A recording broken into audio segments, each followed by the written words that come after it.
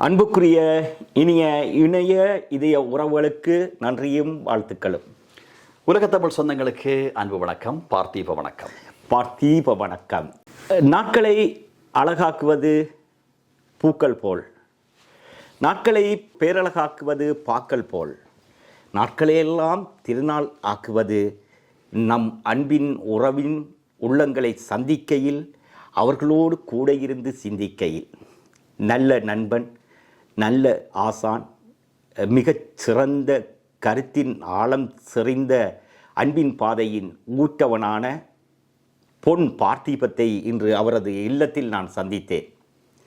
நீண்ட காலமாக நாங்கள் கணனி யுகத்தில் கடிகாரத்தை விட வேகமாக ஓடிக்கொண்டிருப்பதனால் அவரை சந்திக்கவும் அவரோடும் இருந்து பேசவோ நேரங்கள் இல்லாது போனதனால் யாவும் கடந்து போய்விட்டது, நம்மையும் கடத்தி போய்விட்டது. பிரபஞ்சம் எதை தேடுகின்றதோ அதை தரும் என்பது போல் நான் தேடினேன். இன்று அவரை சந்திக்க கிடைத்திருக்கின்றது. அவருடன் ஒரு சிறு உரையாடலை பகிர்ந்து அதை உலகிற்கு அளிக்கலாம் என்று நினைக்கின்றேன்.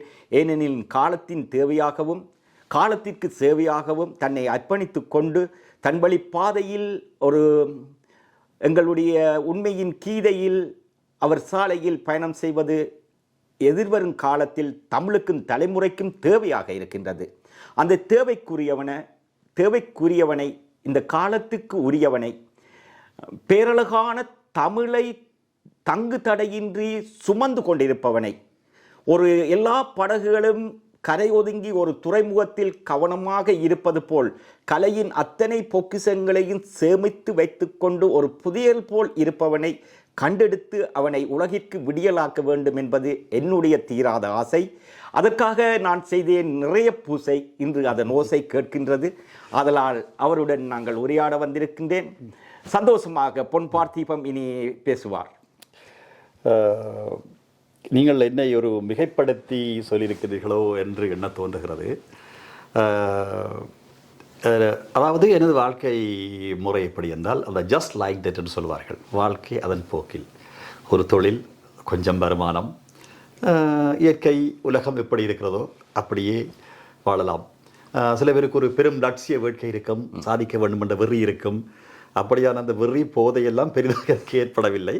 ஏதோ வாழ்க்கையின் போக்கில் வாழ்ந்து கொண்டிருக்கலாம் என்று.